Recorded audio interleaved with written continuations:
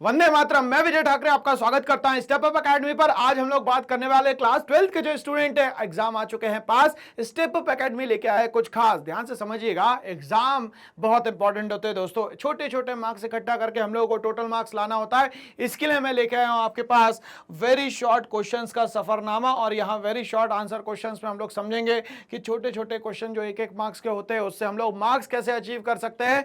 ये बहुत इंपॉर्टेंट हमारे लिए एस्पेक्ट होता है मार्क्स को अचीव करने का। क्वेश्चन नंबर 1 पे हम लोग आएंगे। यहाँ पे what are the 3 main central problems of an economy. हमें पता है central problem of an economy 3 parts में डिवाइडेड है, और ये central problem of an economy जो है वो यूनिवर्सल प्रॉब्लम है, पूरे वर्ल्ड की प्रॉब्लम है, जिसमें हम लोग what to produce and in what quantity, how to produce, and the last one is known as the for whom to produce. तो 3 हमें सेंट्रल प्रॉब्लम समझ में आ गई दोस्तों। The 3 major central problem of an economy are what to produce and in what quantity, how to produce and for whom to produce. तो इस तरीके से क्वेश्चन नंबर 1 जो 1 मार्क्स का आने वाला है उसका आंसर आपके सामने आ चुका है। What is mixed economic system. ऐसा सिस्टम जहां पे कैपिटलिस्ट इकोनॉमी और सोशलिस्ट इकोनॉमी दोनों को मिला के आप काम करते हो, जो कि पीपीपी मॉडल पे काम करता है, उसको हम लोग बोलते हैं दोस्तों यहां पे मिक्स्ड इकोनॉमिक सिस्टम। इंडिया भी इसी सिस्टम पे काम कर रहा है। A mixed economic system refers to a system in which public sector and the private sector are allotted their respective roles for solving the central problem of an economy। तो central problem of an economy को solve करने के लिए जो system बनाया गया है उसको कहा जाता है मिक्स्ड इकोनॉमिक सिस्टम। चलिए भैया, नेक्स्ट क्वेश्चन आ चुका है हमारे पास। क्या है? What is mean by economic planning. Country को चलाने के लिए एक टारगेट के साथ काम करना कहलाता है दोस्तों यहां पे इकोनॉमिक प्लानिंग। चलिए समझते हैं। Economic planning can be defined as making major economic decision. Making economic decision का मतलब होता है भैया ये सब इंपॉर्टेंट डिसीजन जितने भी लिए जा रहे हैं। What, how and for whom to produce by the conscious decision. सोच समझ के डिसीजन यहां लिया जाएगा of a determinate authority on the basis of a comprehensive survey of the economy as a whole। और पूरी इकोनॉमी को क्या मान लिया जाएगा भैया? एक माना जाएगा और तभी डिसीजन लिया जाएगा। इसको कहा जाएगा इकोनॉमिक डिसीजन या इकोनॉमिक प्लानिंग। आगे बढ़ते हैं।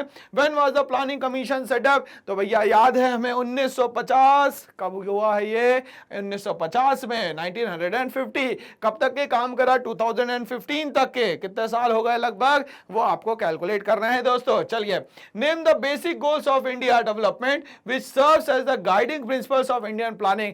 किसके कारण ये जो इंडियन प्लानिंग है बहुत अच्छे से चल पाई? तो हमें बेसिक पूरे सिस्टम बताने हैं दोस्तों यहां पे। The basic goals are growth, modernisation, self reliance and equity. ये 4 बेसिक रूट पिलर्स है जिसके कारण यहाँ पे इंडियन प्लानिंग जो है बहुत अच्छे से काम कर पाई है। तो ग्रोथ, मॉडर्नाइजेशन, सेल्फ रिलायंस और इक्विटी जो है मेन 4 पिलर दोस्तों यहाँ पे रहेंगे।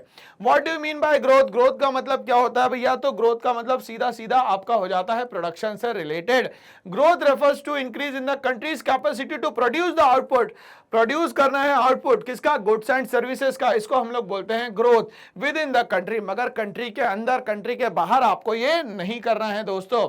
नेक्स्ट क्वेश्चन की बात करते हैं। Define GDP. जीडीपी का मतलब क्या होता है? कंट्री के अंदर जो भी हम लोग गुड्स एंड सर्विसेज हमारे लोगों के थ्रू बनवाते हैं एक अकाउंटिंग ईयर में, इसको क्या बोलते हैं दोस्तों यहाँ पे? GDP, gross domestic product. तो GDP refers to market value of all the final goods and services produce in the country during the period of 1 year. 1 साल के अंदर जो भी प्रोड्यूस किया वो सारा का सारा कहलाता है दोस्तों यहाँ पे जीडीपी। चलिए आगे बढ़ते हैं। What is mean by sectoral composition of the economy. ठीक है, तो सेक्टरल कंपोजिशन कितने सेक्टर है हमारे पास? 3, प्राइमरी, सेकेंडरी और टर्शियरी। चलिए समझते हैं इसको, सेक्टरल कंपोजिशन को हम लोग यहाँ पे।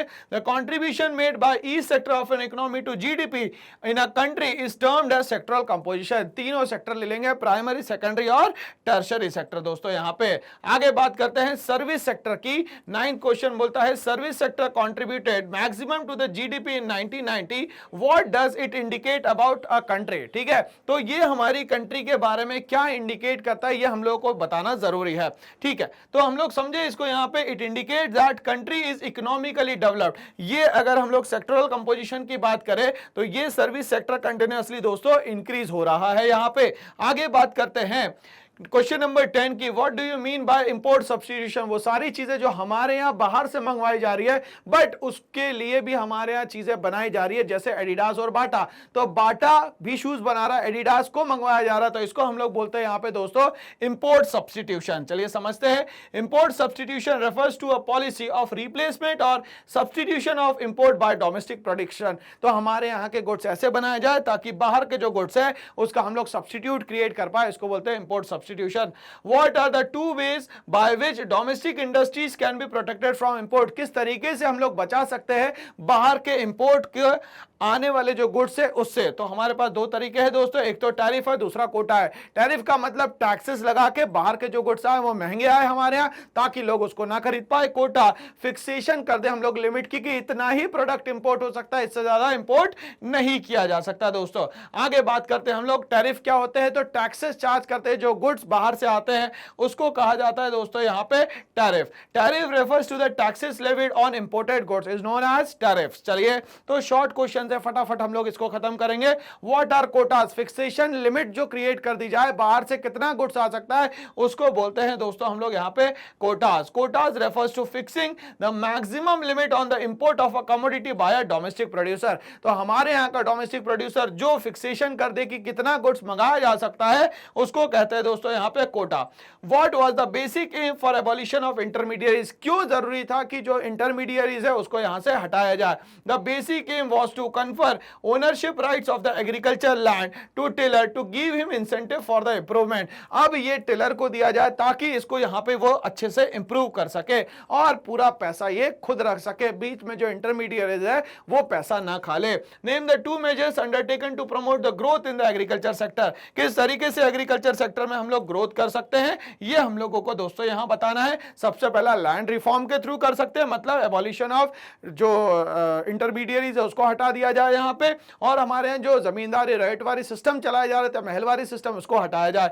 और दूसरा ग्रीन रेवोल्यूशन, जो यहाँ पे Norman Borlaug M S Swaminathan के कंडीशंस के हिसाब से काम कर रहे थे, मतलब कॉन्ट्रीब्यूशंस के हिसाब से काम कर रहे थे, उसको हम लोग ग्रीन रेवोल्यूशन के थ्रू एग्रीकल्चर सिस्टम को अच्छा यहाँ पे बना सकते हैं। इस तरीके से वेरी शॉर्ट जो है हमारा समाप्त होता है भाई इस क्वेश्चन का पैटर्न, और एग्जाम में ये क्वेश्चन जरूर आने वाला है। ऐसी और वीडियोस के बने रहिए मेरे साथ। करना एक छोटा सा काम, इस चैनल को लाइक शेयर सब्सक्राइब करना ना भूले। Thanks for watching.